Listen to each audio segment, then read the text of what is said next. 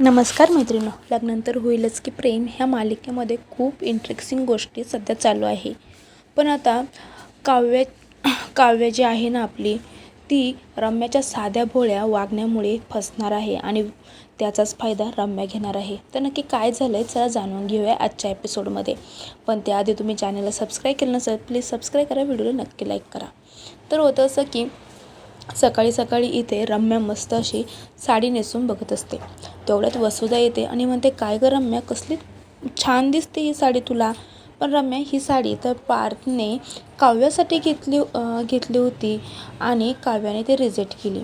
तर लगेच रम्या म्हणते, हो आई, पण तुला माहिती आहे ना, पार्थला जी जी गोष्ट आवडते ती मी नक्कीच करत असते आणि पार्थला आवडलेली साडी मी कशी नाही घेणार सांग बरं. लहानपणापासून आत्तापर्यंत पार्थचं उष्ट जेवणसुद्धा मी खात आलेले आहे. मग ही साडी ही काय चीज आहे. काव्याला काय कळणार त्याची गंमत. तर लगेच वसुधा म्हणते, पण तुझं हे वागणं ना आता मला पटतच नाही आहे. तर लगेच रम्या म्हणते, अगं आई, तुला अजून एक गंमत दाखवते. या साडीबरोबर मी अजून एक साडी घेतलेली आहे. वसुधा म्हणते, अजून एक दाखव बरं. तर लगेच त्या रम्या जाते आणि तिचं कपाट उघडते आणि त्यामधून सफेद साडी बाहेर काढते. वसुधा म्हणते, अगं वेडी झालीस का काय तू, लग्न आहे आणि सफेद साडी कशासाठी घेतली आहे. रम्या लगेच म्हणते, आई, बाबा एक्सपायर झाले तेव्हाही तू अशीच साडी घातली होती ना. असं ऐकल्यावर वसुलाला तो धक्काच बसतो. तर लगेच रम्या म्हणते, घाबरू नको, ही साडी मी तुझ्यासाठी नाही घेतली तर माझ्यासाठीच घेतलेली आहे. वसुधा म्हणते, लग्न घरामध्ये सफेद साडी कोणी घेतं का. तर रम्या म्हणते, हो घेतं आणि मी का घेतली आहे हे तुला नक्कीच कळणार आहे. वसुधा म्हणते, अगं मी तुझी आई आहे, मला तरी सांग नक्की काय झालं आहे. पण तिला रम्या काहीच सांगत नाही. ती म्हणते, जरा वेट कर, तुला नक्कीच कळन. त्यानंतर वसुधा तिथून निघून जाते. इकडे नंदिनी आणि काव्या दोघीही देवापुढे नमस्कार करत असतात. दोघीही खूप खुश असतात. म्हणतात, आता आपला बस्ता झाला. नंदिनी म्हणते, हो, ह्याआधीही माझा बस्ता झाला होता पण त्यावेळेस मी एवढे खुश नव्हते. काव्या म्हणते, का गं. तर लगेच नंदिनी म्हणते, ह्यावेळेस माझ्या बहिणीचा बस्तासुद्धा माझ्याबरोबर होता ना, म्हणून. आणि त्याचबरोबर आपले दोघींचे नवरे आपल्याला साड्या चॉईस करून देत होता, हे खूप महत्त्वाचं आहे. दोघीही खूप आनंदात असतात आणि अचानक त्यांचं लक्ष पाठीमागे जाते तर रम्या त्यांच्या पाठीमागे उभी असते. काव्या म्हणते, काय गं, आमचं बोलणं काही चोरून ऐकते का. रम्या म्हणते, अगं नाही, तुमचं बोलणं मी कशाला चोरून ऐकू. तुम्ही दोघी बहिणी मस्त अशा गप्पा मारत होतात म्हणून मी तुम्हाला डिस्टर्ब केलं नाही.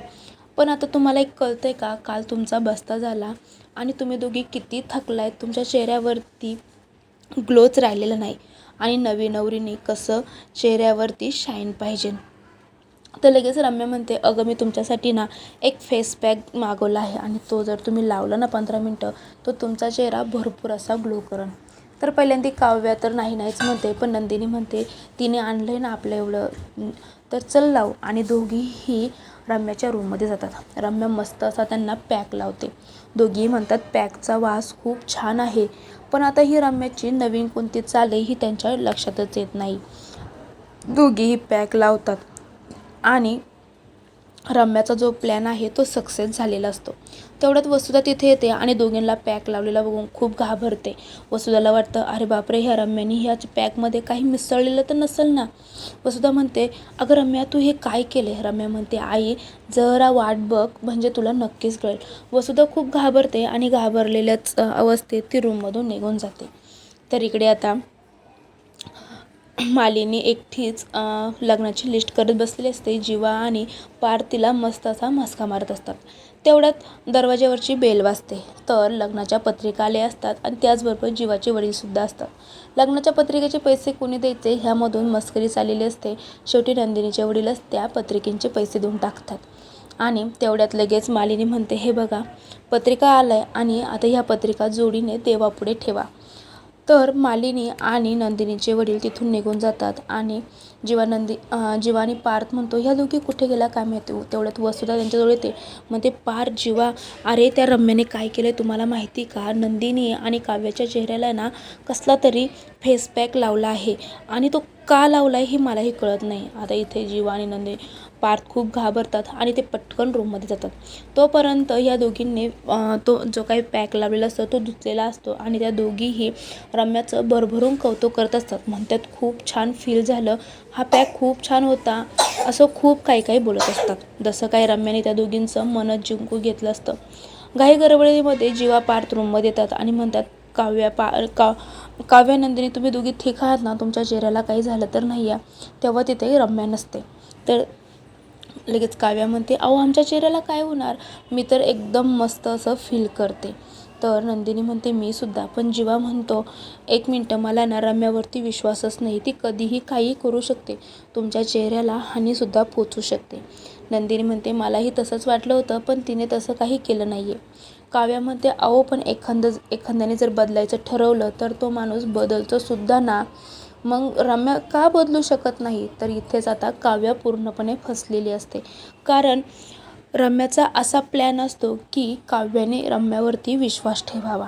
तर लगेच आता काव्यावरती हात करते आणि म्हणते कोण कोण मला सहमत आहे की आपली ही रम्या बदलली आहे म्हणून. काव्यावरती हात करते, त्यानंतर कोणीच लवकर हात करत नाही. नंतर सर्वजण परत हात करतात आणि रम्या इकडे खूप आनंदी झालेली असते. आता रम्याचा पुढील प्लॅन असतो की लग्नाच्या दिवशी लग्न मंडपामध्ये काव्याला गायब करून काव्याच्या जागी स्वतः बसायचं आहे. नंदिनी आणि काव्याचा विश्वास जिंकून रम्या त्यांचा चांगलाच विश्वासघात करणार आहे.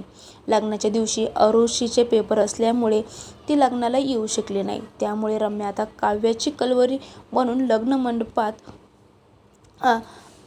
जाणार आहे आणि तेव्हा त्यांना सांगणार आहे की मीच ती काव्य आहे म्हणून. आणि काव्याचा शालू नेसल्यामुळे ती मंडपामध्ये कोणी तिला ओळखू शकणार नाही.